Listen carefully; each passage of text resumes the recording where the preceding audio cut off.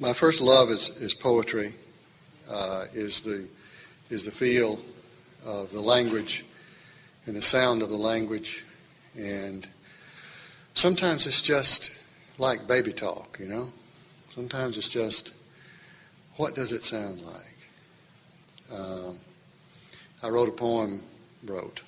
made up a poem when I was 4 years old, when my sister was born. And it's really sad that I remember it, but I do. It's the last line that is the essence of what I want to mention now. I recall it. I recall speaking it when my sister, Linda, was newborn right there.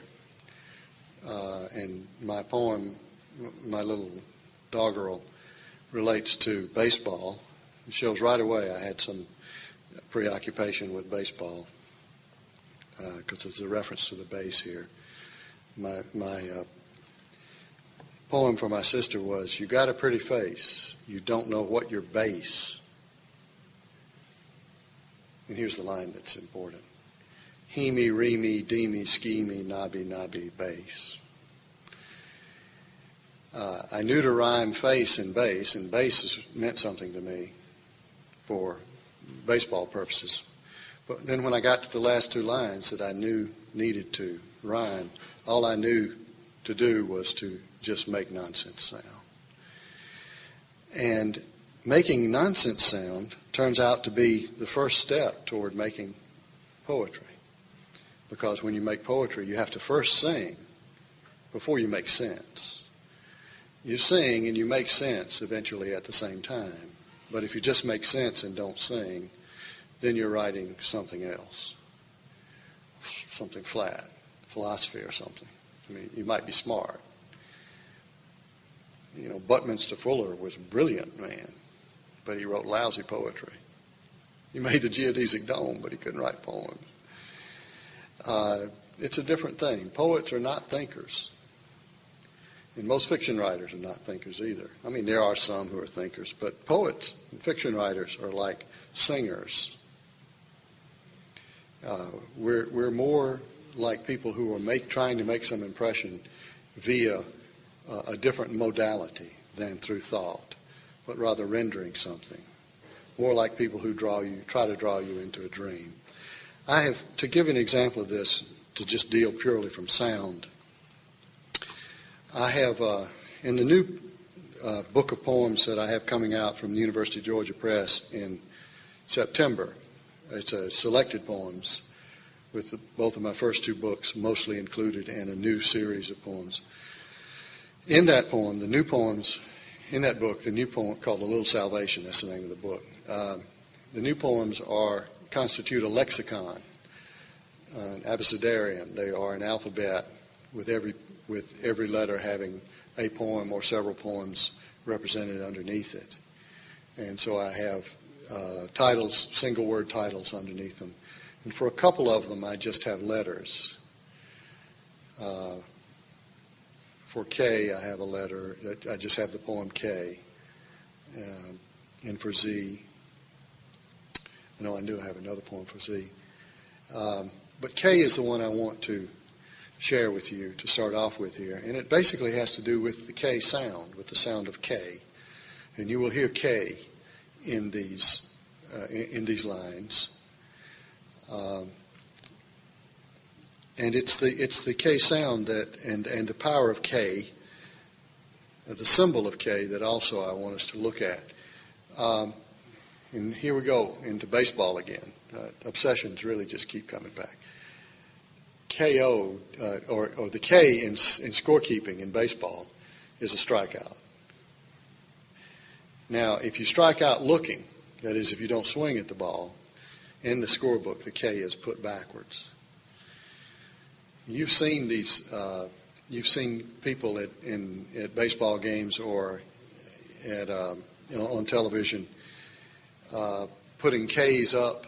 Sometimes they're a bunch of shirtless guys hanging out over the upper deck hanging a bunch of K's out there, strikeouts, and if the guy's caught looking, they'll put them backwards. So there's a reference to that here. But this was just sort of a pleasurable singing that I was engaged in here. K. Silent as in knowledge but not kiss, knife but not kill, and hard at work everywhere. Kyrie, joke, kikuyu, kickback, blood dark track, third strike. You catch that last K strung out over the upper deck by the shirtless and drunk, a row tolling the fanned there and in the scorebook. It's marked backwards, a child's mistake, to note those caught looking, the fooled, frozen, or slow. Who cares why? Set down, punched out, you walk off. Don't look back toward the crowd, whatever cracks they make, jerks. However hard you're booed, you too know it's like you threw a fight, stood there, got KO'd. Now, when I wrote that, I had nothing to say. I had nothing to say. I had nothing to tell you. I had no message to impart. I had only sound that I wanted to play with and try to put into a pleasing form. Now, is that enough? Well, not entirely. But it's not sufficient, but it's necessary for poetry.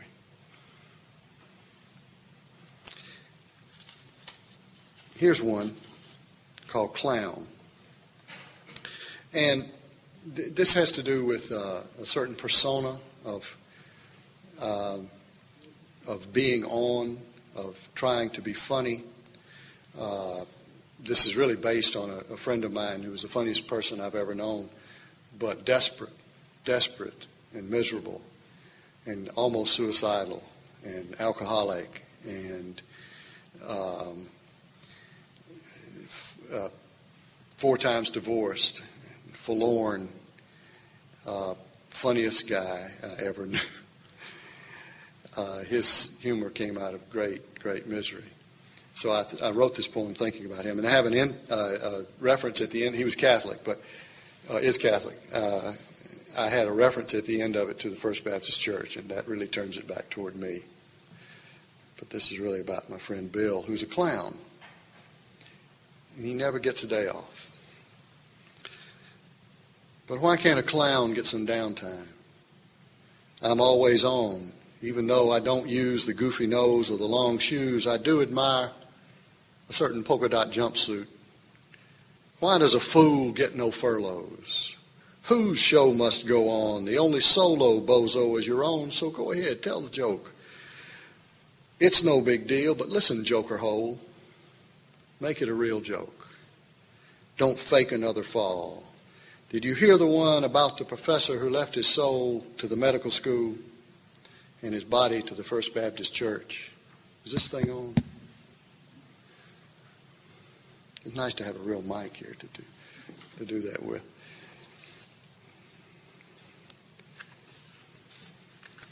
I was thinking about leaving my soul to the medical school, but I don't know if that would be legally binding, if it would be transferred. You know? And so now that I've committed sacrilege and blasphemy, let me continue. I really hate it, the idea that I'm so accustomed to hearing that we're fallen, that we are a fallen, that humans are fallen. We're fallen away from the garden. We're not fallen. We're risen. The miracle is that we came into human consciousness from where we came from the muck, from the swamp, from nothing. The miracle is the flash that we are, and which dies with us. That's what I believe. So I get sort of tired of hearing that we've fallen away from some mythical garden. It's too easily said. I think we're risen. So this is the title of this poem, Risen. Out of lightning soup, up out of the slop of God, out of how many eons of light, like skin on the pond, out of the southpaw amino acids, out of how many tides, out of bubbles that held, out of cell walls, out of the old apes' days and nights, parties where they whooped it up, out of their sleep interrupted, out of standing up, and out of the upright too, preach, brother. Out of fingertips, out of lifting up, out of the soft grip, the delicate letting go, out of God knows what, we have all risen, far enough to laugh and to fall, but risen.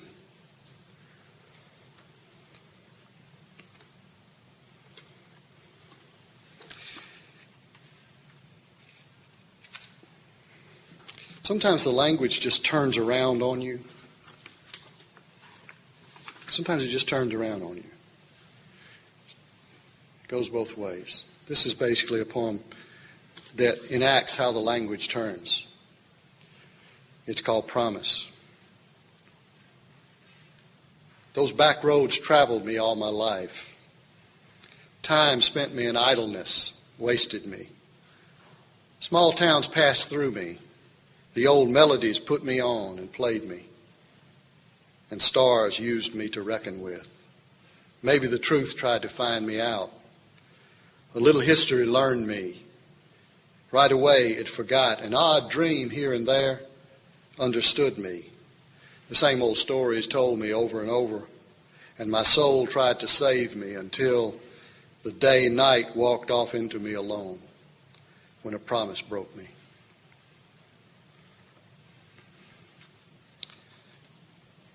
That was great fun. It's great fun writing little puzzles like that, little turnarounds like that.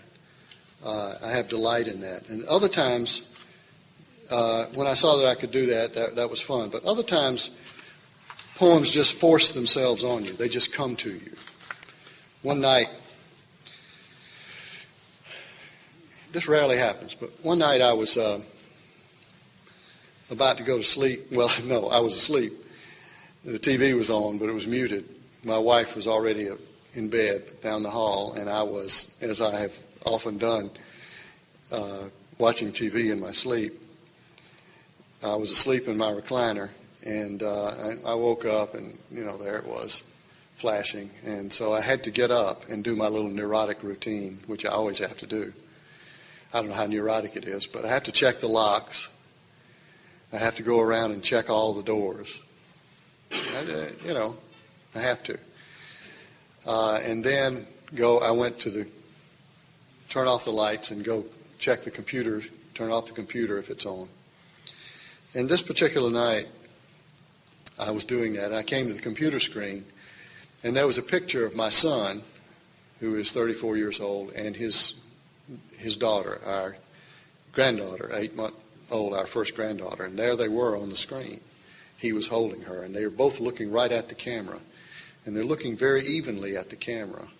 So here I was in this groggy state from just having awakened, and I go and I sit. When I come to the computer, there they are, looking right at me. And I had to sit down and look at them for a second. You know how that is. I just had to sit there and, wow, look at that. Look at that miracle. And as I was doing it, the screensaver flipped on. And suddenly I was in a star field. You may know that screensaver where you're traveling through the stars. It's like, here these precious people are to me, and then suddenly I'm going out into nothingness, into eternity. And I sat there and watched that. It just gave me a chill. And then I realized that there was a remedy for that. So I moved the mouse, and they came right back. There they were again, like I was God. I was able to bring them back. So now that I've told you the whole poem, I'll read you the poem. It's called Night. My wife's down the hall, already in bed. I have dozed off here in my recliner, the TV bright but mute. I struggle up to make my little tour. I check the locks and turn off the lights. But at the computer, I take a seat. My son holds his daughter in the photo. She's 8 months old. Both meet my eyes evenly as if to say, only the straight truth now, old man. And I can't move. In my son's face, I see love. I see time. I do. But in hers, world that was, world that is, world to come. The screensaver times on a field of stars, and I am traveling as though on a spacecraft or a planet, but alone out into the dark. Then, like I'm God, I move my hand, and there they are again. That's what I call a given poem, where the experience just puts it up to you and says, here's your poem. Here's something to attend to. And that's one of the values of poetry as well. That is that I feel very fortunate to have a form into which I can put this, or at least attempt to put it, something to do with it, something to do with the world. I want to read one more poem, and then I want to read some prose. I attempt, the longer I write poems, and I'm intending to write poems now. I may write some more fiction at some point, but poetry is my first love, and that's sort of what I've gone back to, and that's what I pretty much intend to stay with. Maybe my model in that is Robert Penn Warren. That Penn Warren came to poetry later in his life, or he came back to poetry later in his life. Said he didn't really have it in his head to sustain the long story. And I sort of feel that way as well. Not that I would compare myself to Robert Penn Warren, but what happens with poetry is that you are able to encompass a larger variety of things without having to fit it into a narrative that is really ties with every other piece of the story that you're trying to tell, as in a novel. So here in this poem, I was able to talk about something that has obsessed me for a long time in a sort of perverse way. And that is the story of Charles Whitman, who went and got in the tower at the University of Texas and shot all those people. An awful, awful story. And what seems so sad and bizarre to me is Charles Whitman, and y'all know the story, I'm sure, but Charles Whitman had a brain tumor. He had a tumor a large tumor in his temporal lobe and amygdala and up into his hippocampus that evidently compelled him to do what he did. He tried to get help, and nobody would help him. Nobody would help him. So the title of this poem is Understanding.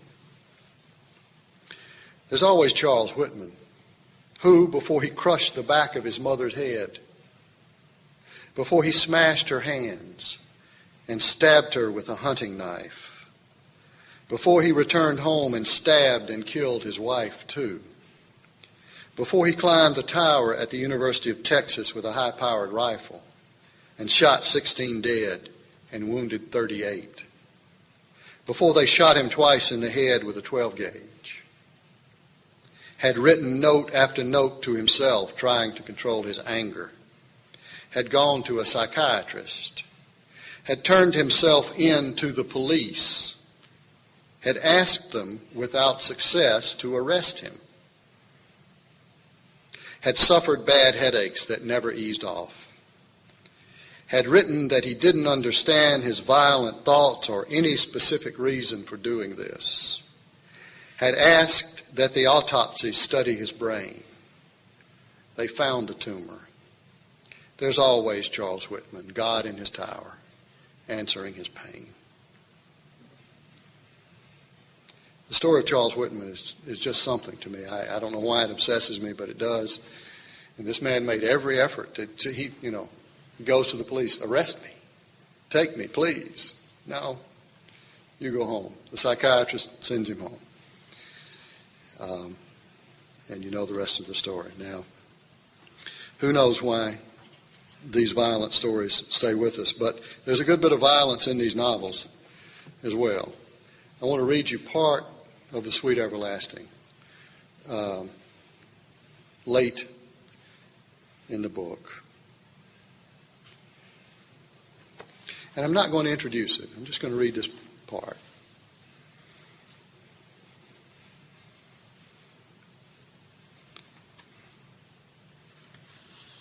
I apologize for not introducing it, but I want you to have the scene and not the setup, really. This is in the voice of Ellis Burt, who is the main character in the novel. He and his wife, Susan, are here, and their son, W.D. And Ellis is the one speaking. I heard this shaky voice come through the screen door. Daddy? Y'all don't. Mama? I picked up a chair and slung it against the wall, and there was nothing left to do then but hit her, which I'd never done a single time before in the whole time we'd been together. But I was about to, and I raised my hand, and then I heard it through the screen door, the howling on the asphalt, and then a little thud, real soft, and Susan and me was out the door and running toward the street, and Mrs. Gazaway, the same woman who drove us to the hospital when W.D. was born, she was getting out of her car. W.D. was laying off on the shoulder of the street with his feet on the pavement and his head on the dirt face down. When we turned him over, blood run out of his mouth and his nose and his lips and his eyes had puffed up, his lips all blue behind the blood. He was limp as a dish rag. I picked him up and carried him into the house. When I lifted him, his head twisted sideways in the crook of my arm, and when it done that, blood run out of his mouth, and Susan caught his head and held it, but it looked then like his mouth had a little puddle of blood in it. A door opened. I laid him down on the sofa. Susan washed some of the blood off his face and tried to clean it out of his mouth and nose, but as soon as she done that, more blood took its place. Everybody was in the house by then, Renfro and Alma and Bull Watson and Miss Gazaway, everybody shouting and crying, asking was he breathing, said we had to get him breathing. I heard Bull shout, breathe, boy. I heard Miss Gazaway's voice choking, the Lord is my shepherd, I shall not want. Susan kept making a sound down in her throat over and over like she was about to say no but couldn't get it out, and the sound was coming fast with every breath she took. I pushed on W.D.'s chest and blood spurted up and spread out on his shirt, and it was dark blood now, and a blue knot had swole up on his forehead, and his skin had lost all its natural color, but he was breathing. I put my ear down to his nose and mouth and heard air going in and out, fast and ragged, stopping and starting. He's breathing, I said, and I kept on saying it. Then the ambulance was there. They laid W.D. on a stretcher and carried him out, Susan right beside them. Her and Alma both climbed in the back with W.D., and I heard her shout at the driver to go on. Renfro yelled at me to get in his car, and I did, and he took off for the hospital. Neither one of us said a thing the whole way. When we got there, we went in the emergency room and seen Alma sitting there by herself crying. Renfro went over and sat next to her. I asked her where Susan went, and she pointed at 2 doors. I started through them, but met a nurse who pushed me back and told me I'd have to wait outside. I said, it's my son, but she told me I'd have to wait there. She'd let me know how he was. Said it wouldn't do him no good for me to be in there with him. I'd just get in the doctor's way. Is he dead, I asked her. Just tell me, is he dead? No, sir, he's not dead, she said. I know that for a fact. She said his heart was beating when they brought him in, and they'd started to work on him right away, so he had a good chance. The nurse had her hand on my back, and she was pushing me over towards a chair, and I sat down in it. Right in front of me, there was a picture on the wall. It was a picture of a house in the yard.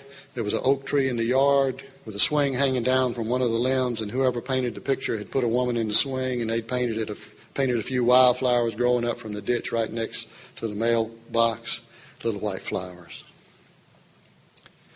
I kept on looking at it for a long time. How long, I don't know, and then I felt a hand on my shoulder.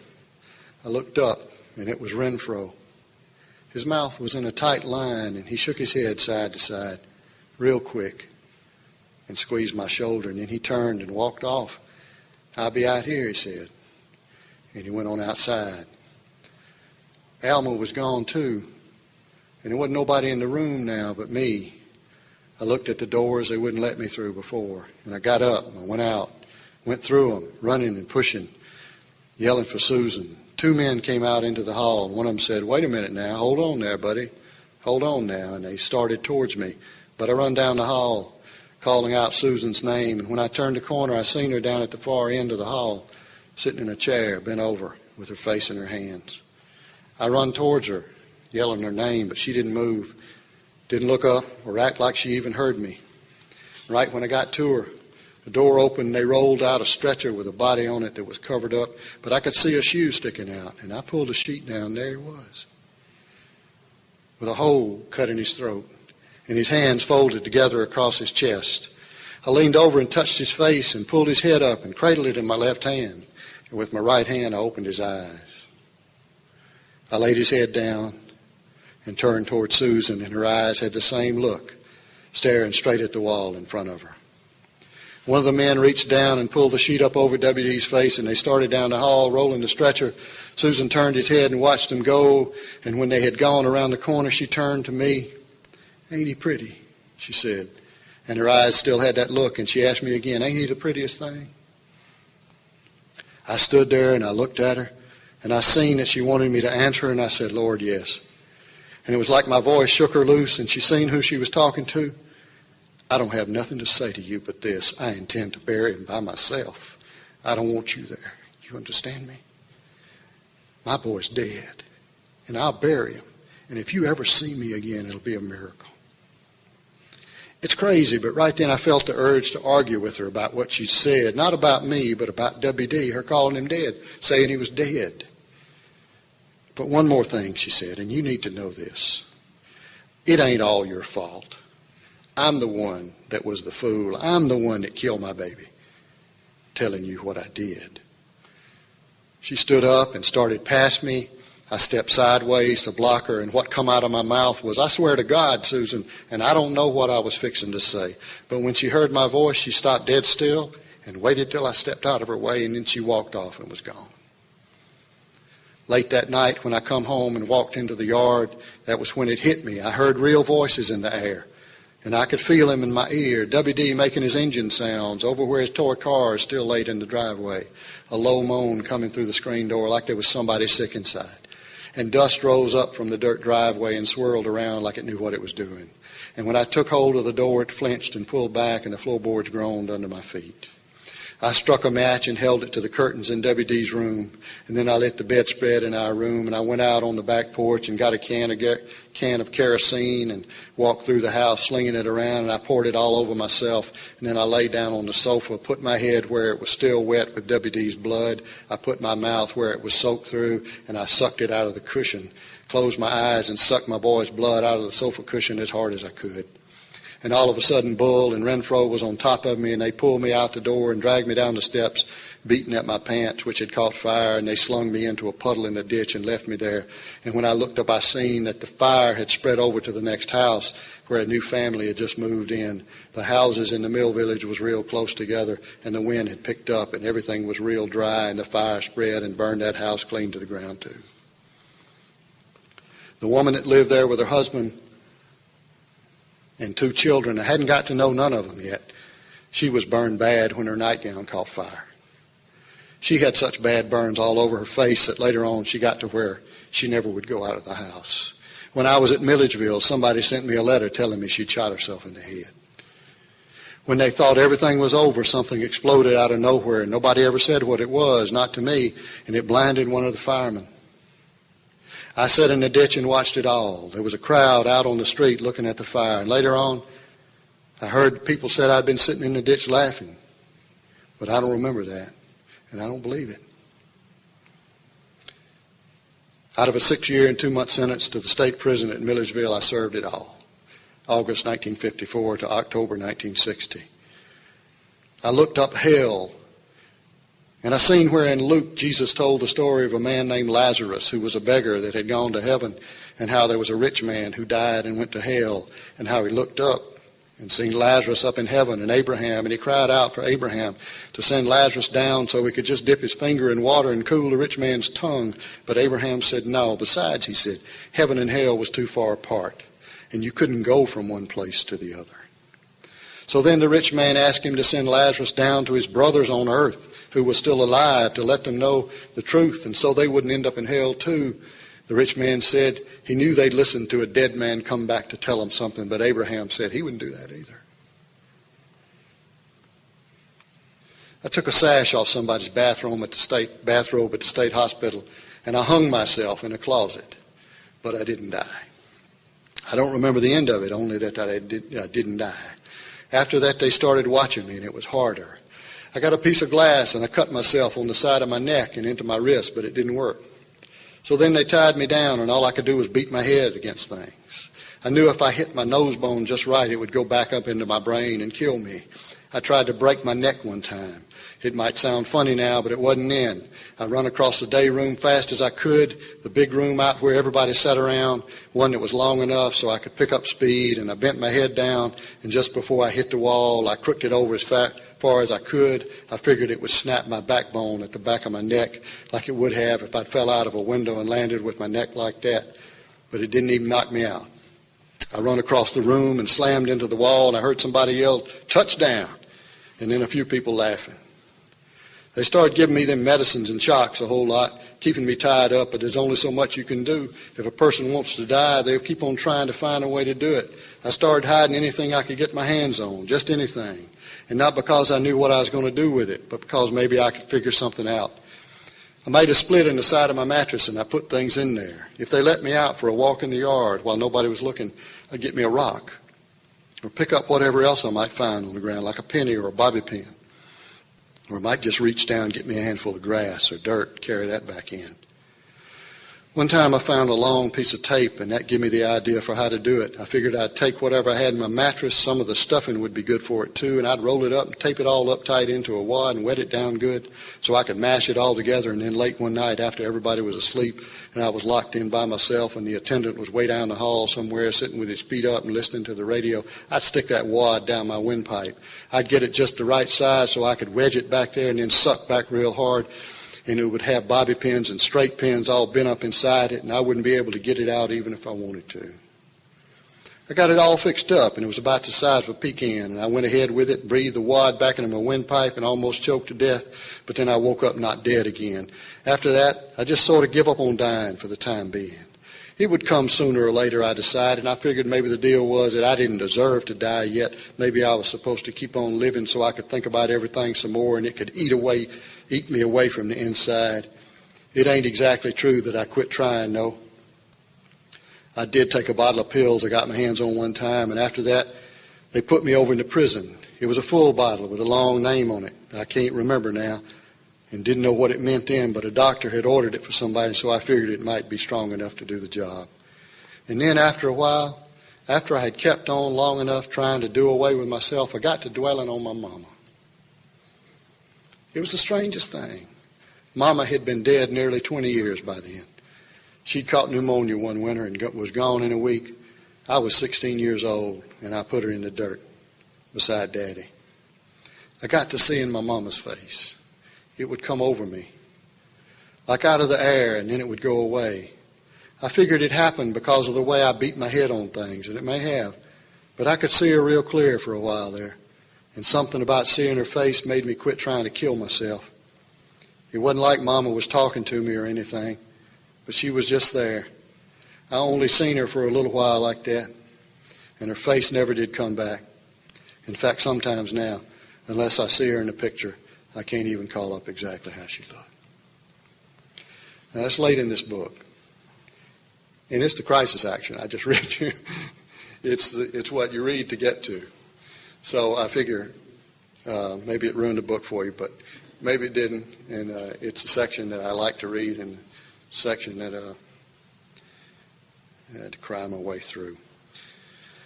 I want to read a poem and end with that. I think one of the pleasures of writing is that it enables you to use your life. I don't know how long, I carried around with me in my head a line from Emerson's essay, Nature. Emerson says, if the stars should appear but one night in 1,000 years, how men would believe and adore. And I've dwelt on that for a long time. What if the stars came but one night in 1,000 years? And what if we were alive to see that? What a thing that would be.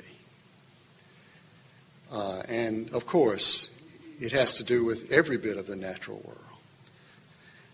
And I carried this around for 20 or so years and wrote several poems off of it. And then I was able to bring it together with one of my other obsessions, which for some reason is rain. And I thought, well, what if What if it rained only once in 1,000 years and we were alive to see it? History of rain. This is the last thing I'll read. What if every prayer for rain brought it down? What if prayer made drunks quit the bars? Numbers hit. The right girl smile. Shirts tumble from the dryer, fully ironed. What if God required no more than word? Every spot of cancer would dissolve like peppermint. Every heart pumped blood through arteries as clean as drinking straws then. All grief would be gone, all reverence and wonder. But if rain should fall only once in 1,000 years, rare as a comet, if for 50 generations there was never that sweet hint of metal in the air, until late one April afternoon when the dust began to swirl above the ball field, and the first big drops fell popping in the dirt, and sudden as a thought, great gray-white sheets steamed from the asphalt, fought with the pines, would we all not walk out trying to believe our place in the history of rain? We'd be there for the shining of the world.